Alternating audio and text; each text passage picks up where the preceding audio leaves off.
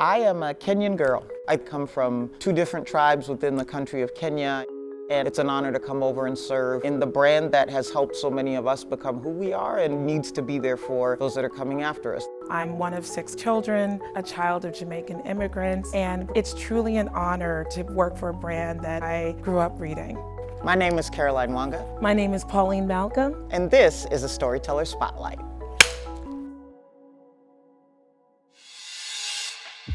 I'm the Chief Executive Officer at Essence Communications, Inc., as well as the Chief Growth Officer at Essence Ventures. And I am the Chief Revenue Officer at Essence Ventures and Essence Communications. Growing up, Essence used to be on our coffee table, and I would see all of these beautiful images of incredible Black women. And it just made such an indelible impression on me because really, Essence was the only place that I could see myself. The Essence brand was created when Black women were not seen in the full light of how they should have been, right? It's a 50-something-year-old brand that was started in a time where a lot of other Black brands, by the way, from a media perspective also existed, but there was something about the voice, the way that she lives, the way that she exists, what she needs to know about how great she is, that was seen as a gap in the media industry. And so a group of men decided that it was important to highlight the Black women that are extremely important to them and started this thing called Essence. Halfway through, a festival came about that is still the largest festival in the nation by per day attendance. We call it the Super Bowl of culture. Storytelling permeates throughout the festival.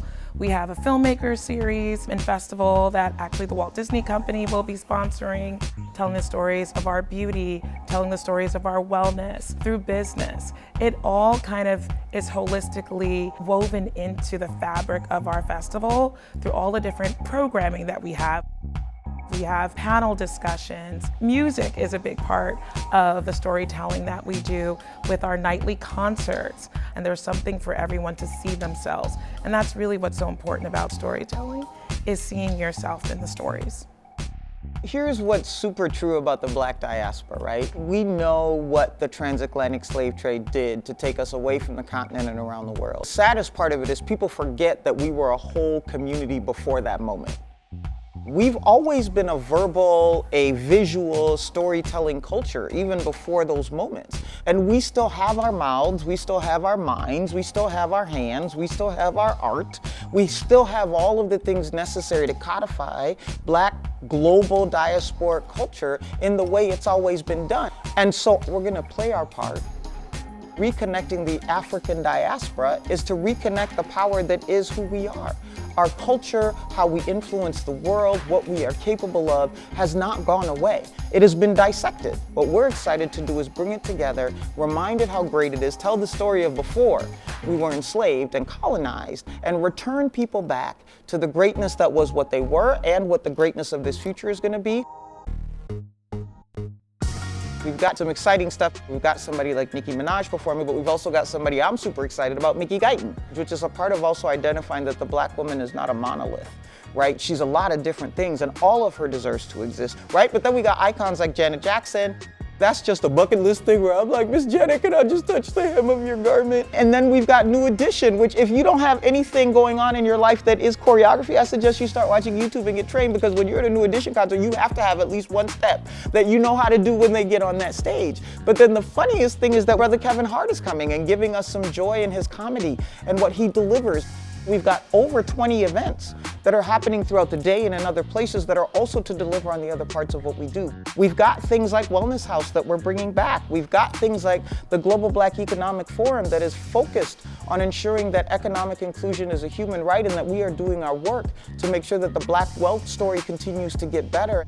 It's really important that we sort of create community commerce, where we're giving back to the Black community and not just serving the Black community, but being in service of the Black community and creating economic equality and opportunities across entrepreneurship, through education. Even if you don't want to start a business, you're going to know how to protect your wallet and not just look good, but feel good.